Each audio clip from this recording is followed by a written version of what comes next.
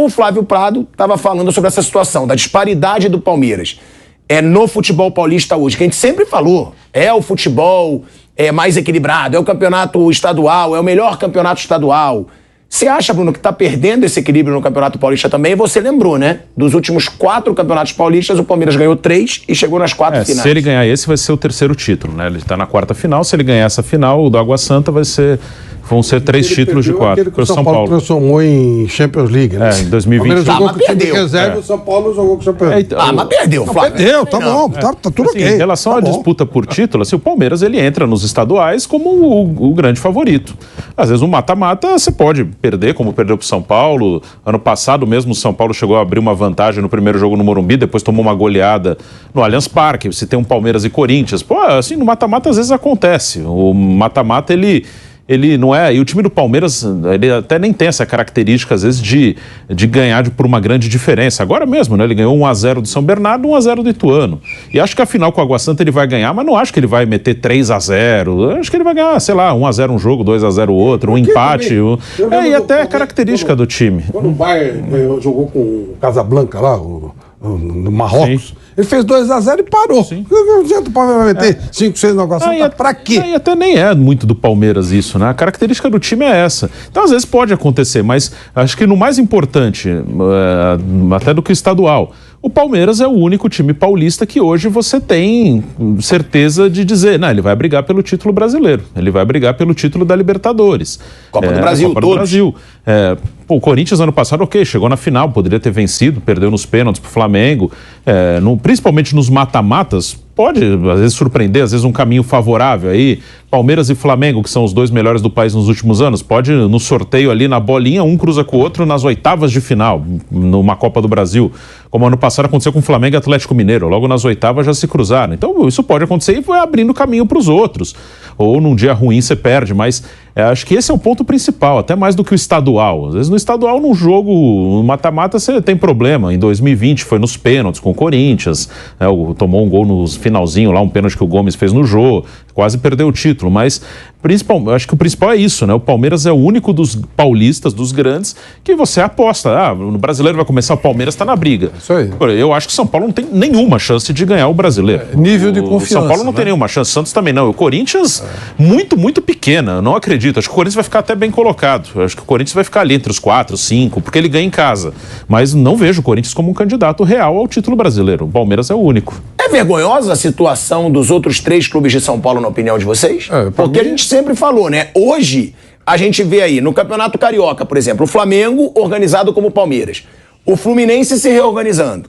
Vasco e Botafogo se tornando SAFs. Tudo indica que o futebol carioca vai se fortalecer novamente. Enquanto que o paulista está começando a cair e cair bastante. Vocês acham que é preocupante e outro é vergonhoso? No caso dos paulistas, no Campeonato Paulista, já foi dito aqui, eu também sempre usei essa definição, vexame dos 3. Isso, para mim, tá liquidado. E eu digo no geral, tá, Wander? Não só do que aconteceu nesse Paulista. A situação atual desses clubes, do Santos, do São Paulo e do Corinthians. Então, mas analisando por partes, Campeonato Paulista foi aquilo que você, o clube, apareceu para mostrar alguma coisa, vexame. Então, qual é a expectativa das 3 torcidas que você citou? Santos, São Paulo e Corinthians para as competições que vão começar. Né? É uma expectativa muito baixa, eu acho, né? de santistas, de torcedores do São Paulo e do Corinthians, muito baixa. Eu acho que a surpresa será a caminhada boa. Isso pode acontecer? Claro que pode acontecer, mas se é uma expectativa alta, é porque vai o coração, o cara está analisando com o coração, está analisando com a torcida. Poxa, meu time ressurge das cinzas, meu time é feito de guerreiros, aquelas conversas todas, e aí tudo bem, a gente compreende isso. Agora, friamente, não é arrancando suspiros que os 3 estão. E o torcedor do Palmeiras, não, ele tem essa expectativa. O time, vai disputar dentro de algumas horas o Campeonato Paulista. Tudo leva a crer que ele vai dar a primeira volta olímpica do ano. Pronto. Né? Aí virão outras competições. Inspira confiança? Claro, inspira confiança. Começou o programa falando de uma contratação muito boa. Enfim, O torcedor do Palmeiras pode ter esse nível de confiança naquilo que o seu time vai começar a caminhar. Os outros não, os outros estão na base da torcida, do coração, vamos ressurgir com força. Eu estava dando uma olhada essas últimas horas nas redes sociais e alguns torcedores do Corinthians, até muito lúcidos, dizendo que, olha, é o esforço, eu espero esforço, a camisa do Corinthians, aquela coisa toda, garra, aplicação, última gota de sangue, tudo está certo. Esperando isso. Funciona? Às vezes funciona. Mas um time armado, forte, eu acho que é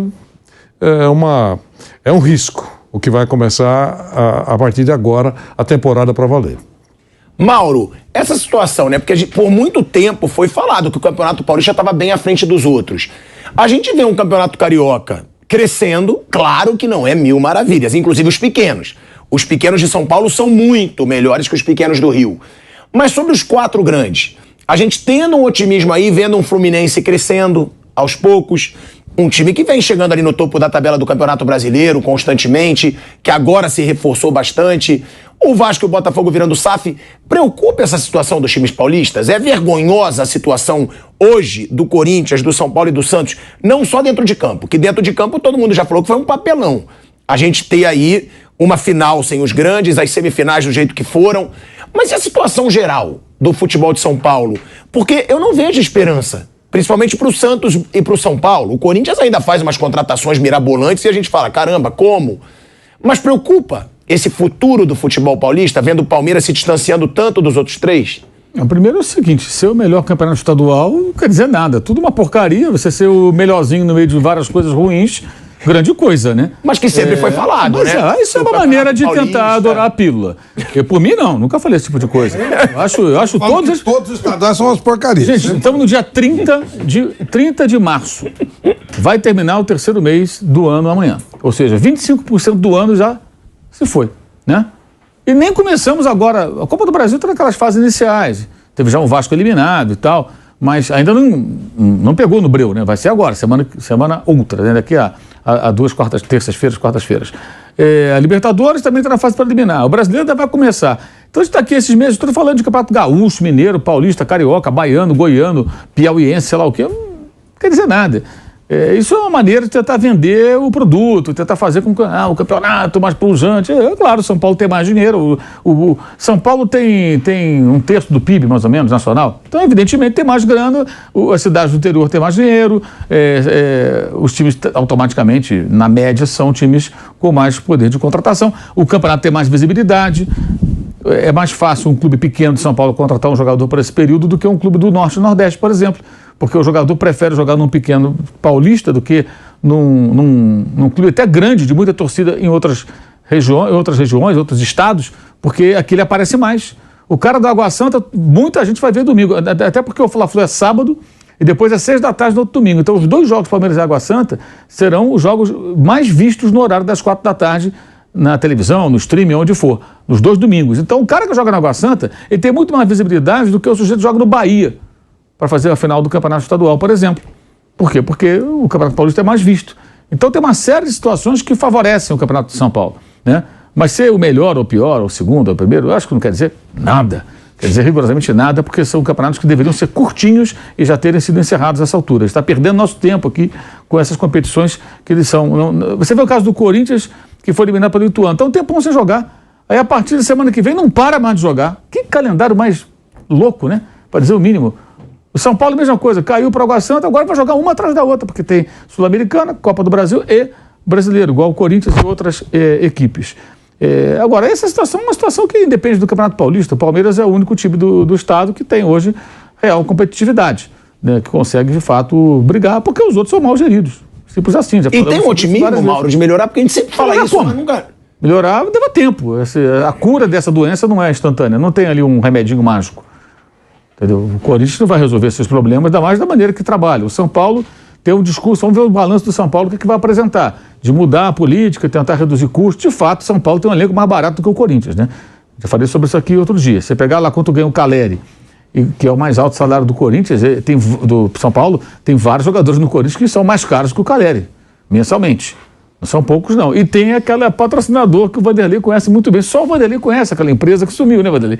Sumiu, nunca existiu, sei lá, que ia bancar um jogador importante, só que de repente ela sumiu. Então o Corinthians tem de tudo.